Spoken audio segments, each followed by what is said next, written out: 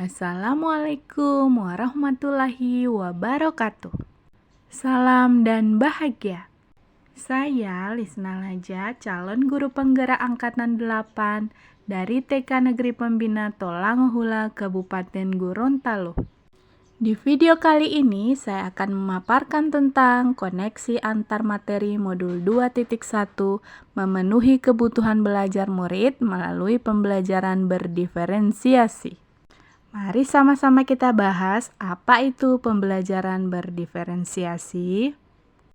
Pembelajaran berdiferensiasi adalah serangkaian keputusan masuk akal atau common sense yang dibuat oleh guru yang berorientasi kepada murid. Jadi, semua keputusan yang dibuat oleh guru harus mengedepankan kebutuhan murid.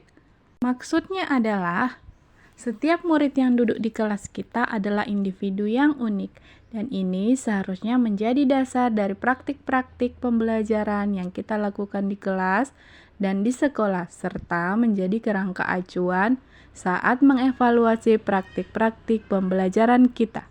Tugas kita sebagai guru adalah menyediakan lingkungan belajar yang memungkinkan setiap anak untuk dapat tumbuh dan berkembang secara maksimal sesuai dengan kodratnya masing-masing dan memastikan bahwa dalam prosesnya anak-anak tersebut merasa selamat dan bahagia.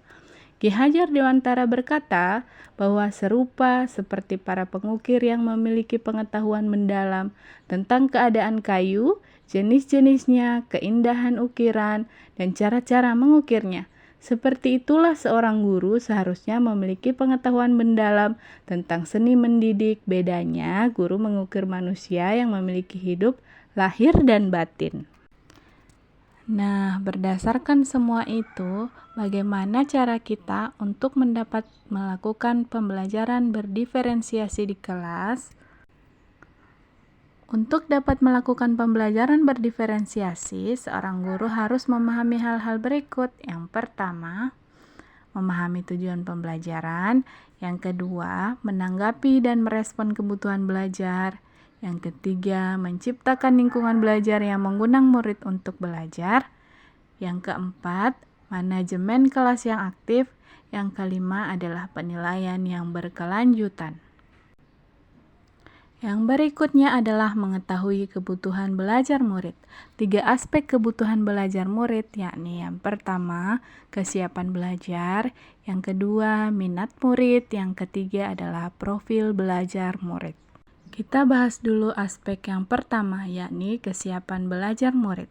Kesiapan belajar atau readiness adalah kapasitas untuk mempelajari materi, konsep, atau keterampilan baru. Sebuah tugas yang mempertimbangkan tingkat kesiapan murid akan membawa murid keluar dari zona nyaman mereka dan memberikan mereka tantangan, namun dengan lingkungan belajar yang tepat dan dukungan yang memadai. Konsep yang kedua adalah minat murid. Anak selayaknya orang dewasa juga memiliki minat sendiri. Minat setiap murid tentunya akan berbeda-beda. Guru perlu menyadari bahwa setiap minat yang dimiliki seorang murid dapat dikembangkan. Aspek yang ketiga adalah profil belajar murid. Dari profil belajar murid dapat memberikan kesempatan kepada murid untuk belajar secara natural dan efisien. Aspek profil belajar murid dapat dipengaruhi oleh lingkungan, kebudayaan, gaya belajar siswa, kemudian yang terakhir adalah kecerdasan majemuk.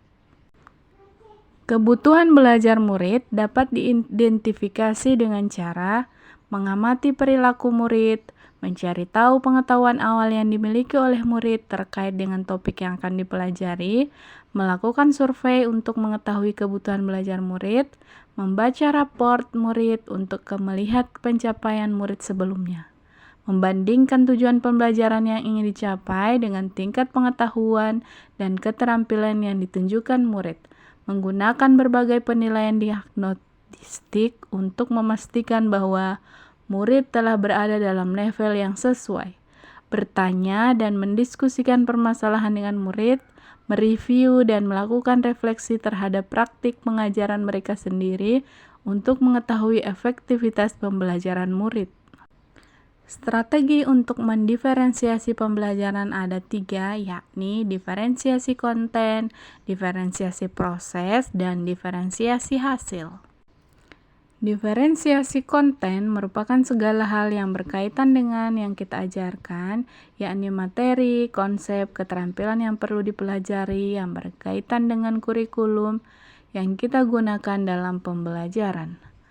Mendiferensiasi konten bisa dilakukan dengan membedakan pengorganisasian atau format penyampaiannya, bukan mengubah atau menurunkan standar kurikulum. Kemudian selanjutnya adalah diferensiasi proses, kegiatan yang memungkinkan murid dalam berlatih dan memahami serta memaknai konten dengan cara membedakan proses yang harus dijalani oleh murid. Kemudian strategi yang ketiga adalah diferensiasi produk. Bukti yang merujuk pada apa yang telah murid pahami yang ditunjukkan dengan kemampuan anak untuk membedakan atau memodifikasi produk sebagai hasil belajar siswa, hasil latihan, penerapan, dan pengembangan apa yang telah dipelajari oleh murid.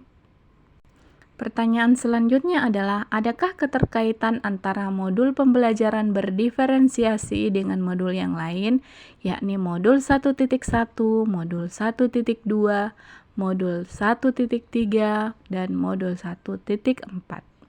Berikut keterkaitan antara modul 1.1 dan modul 2.1.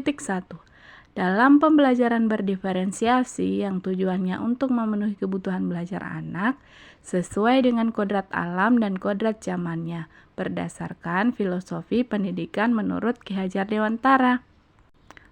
Modul 1.2 kaitannya dengan modul 2.1 yakni untuk menerapkan pembelajaran berdiferensiasi, seorang guru harus menjadi guru yang berpihak pada murid, mandiri, kolaboratif, reflektif, dan inovatif agar dapat menciptakan pembelajaran yang menarik minat anak dan memenuhi kebutuhan belajar anak serta mewujudkan kepemimpinan murid yang membutuhkan kolaborasi baik dengan seluruh warga sekolah.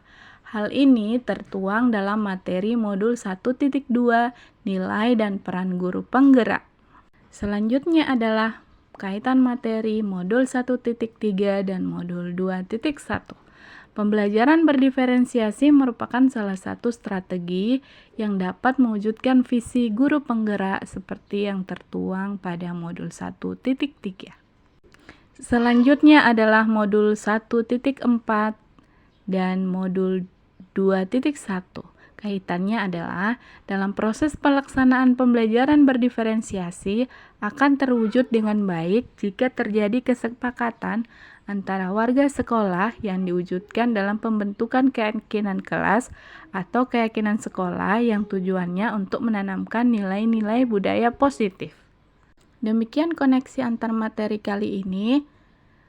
Semoga bermanfaat.